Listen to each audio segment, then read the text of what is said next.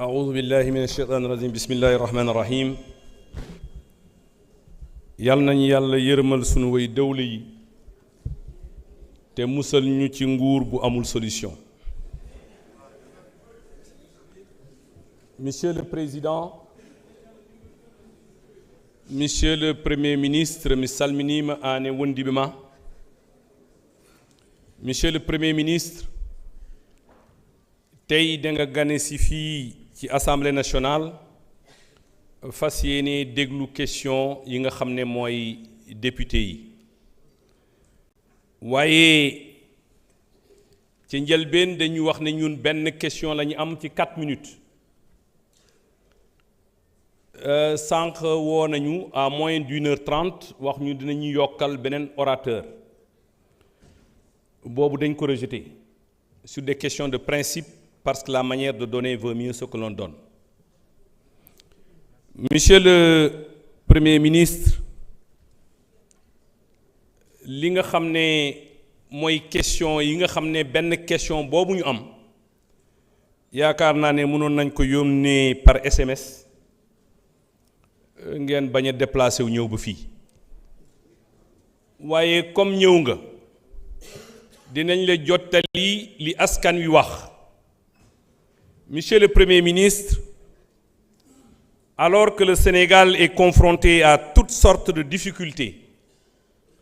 vous avez attendu 10 mois pour enfin vous présenter devant la représentation nationale en vue de répondre aux questions brûlantes de l'actualité.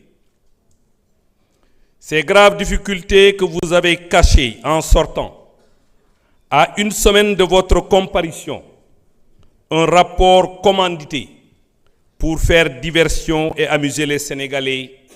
comme à votre habitude. Personne, je dis bien personne, ne croit à la crédibilité et au sérieux de ce rapport. En tout cas, pas nos partenaires techniques et financiers, dont le FMI, qui depuis 2018 a évalué et jugé que les finances publiques étaient absolument transparentes. C'est pourquoi tous ont fini de rejeter, sans équivoque, ce rapport qui, hélas, a eu l'effet d'un pétard mouillé. Pendant ce temps, les difficultés sont malheureusement bien réelles. Elles tiennent à la vie chère alors qu'approche le Ramadan, à l'ébullition du front social avec la baisse annoncée des salaires par votre secrétaire général alors que s'annoncent des licenciements massifs, à l'échec de la campagne agricole, aux difficultés que vivent les étudiants faute de percevoir leur bourse, surtout à l'insécurité en Casamance, la verte Casamance, où viennent encore de mourir 6 de nos djambars, pendant que leurs assassins brandissaient un drapeau et chantaient un hymne indépendantiste. Monsieur le Premier ministre, sama laaj mooy, que compte faire votre gouvernement devant ces graves problèmes sociaux et surtout sécuritaire. Wassalamu alaikum wa rahmatullahi ta'ala wa barakatuh. Wassalamun ala man ittaba al-huda. Jërëjëf. Monsieur le Premier ministre, vous avez la parole.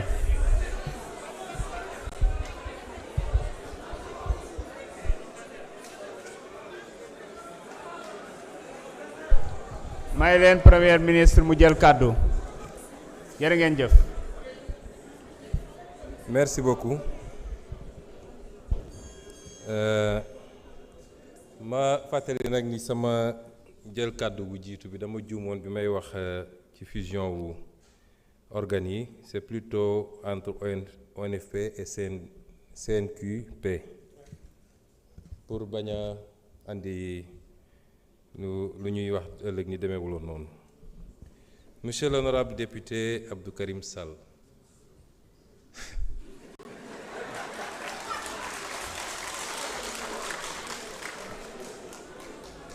nga da nga door sa kàddu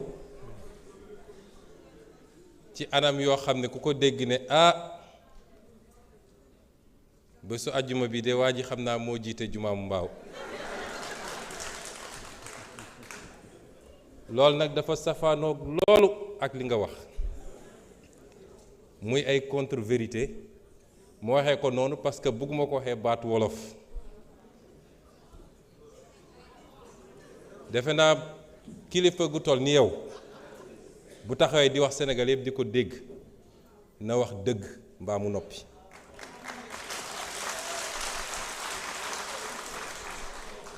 yow nee nga juróom benni soldat daan nañu Casamance ci fan yi amut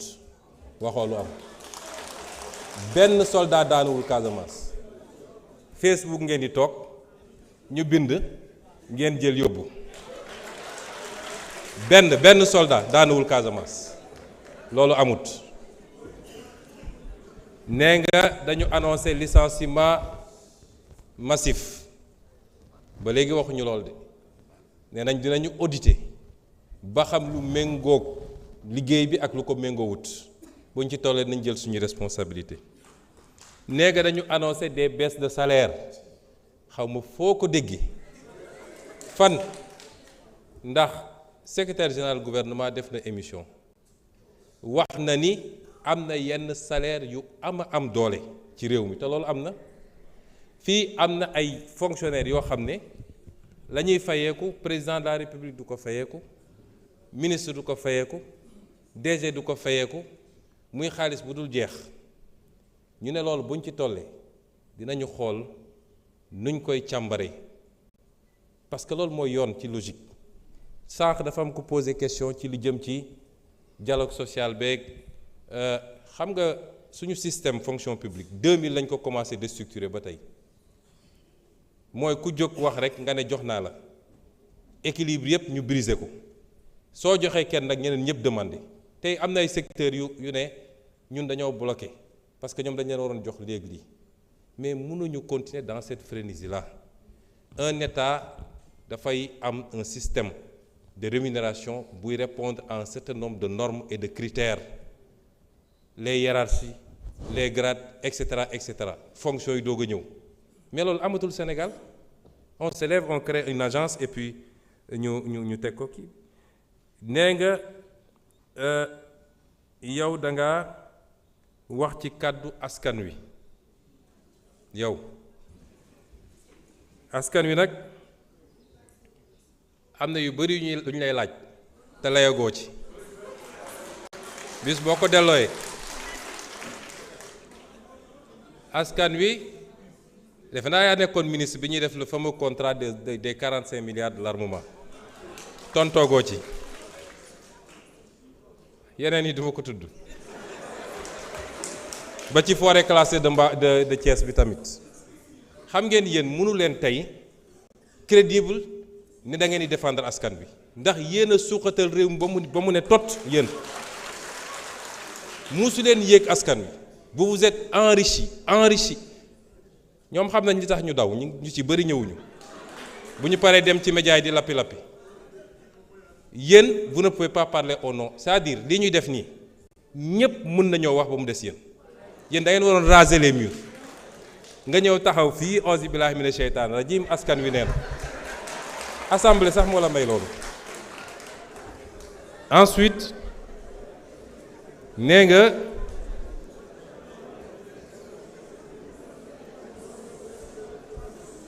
nga rapport bi dañ ko commandité yéen ne ay républicain ngeen bu njëkk ba nee ngeen Pastef duñu républicain gëmuñu république et cetera alors mais bu dee républicain ngeen dañoo njëkk ne vous énervez pas soyez calme.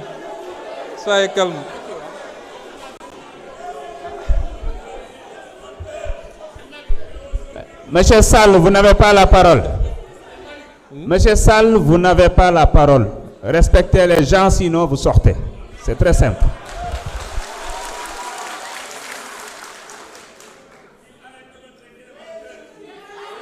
Vous continuez, je demande à la gendarmerie de vous évacuer. C'est très clair. nee naa yéen a doon wax ni Pastef duñu ay républicain lu ne ngeen yàquñu ko bi ñu njëkkee def suñu point de presse wax li ñu gis ci audit bi nga xam ne IGF moo ko def da ngeen ne dara amu ci Sonko li muy wax yëpp du dëgg day politique Cour des comptes moo war a joxe résultat bi yéen a ko fi wax ñëpp dégg ko Cour des comptes ñëw joxe résultat bu gën a garaaw li ma waxoon waroon ngeen rus ñëw taxaw fii naan institution bi c'est commandité. Il faut ngeen respecter les Sénégalais. Cette manière de faire la politique est révolue, ça ne passe pas. Dem leen ngeen noppalu ji parce que vous avez échoué et vous avez enfoncé ce pays et les comptes seront faits. Xam nga su ngeen amee sañ-sañu wax da ngeen foog ni mbir mi dañ koy raay maasaale ko mu jeex mbir mi commencé gul de. Ce que vous avez fait c'est des crimes extrêmement graves et yéen ñëpp laale ngeen ci kon wax ji jarul ngay ñëw fii naan da ngay wax au nom du peuple le peuple mën na waxal boppam te xam na li ngeen ko def xam nga li ngeen ko teg yéen ak seen nguur ma daaneel ci nee nga ce qu'on donne vaut mieux que la manière de donner vaut mieux que ce qu'on donne mais au moins seen jox nañ leen yéen musu leen joxe man nekkoon naa assemblée bi musu leen joxe yéen kon suñ leen joxee dañ leen gën moo tax musu leen joxe non seulement du ngeen joxe mais da ngeen doon arracher li nit ñi am yéen a ngi nii di wax kenn laalu leen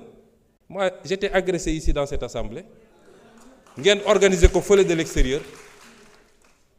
le pays est en train de changer te yéen vous faites partie de l'histoire désormais relique ngeen yi ngeen def nii mënul yëngal askan wi je vous remercie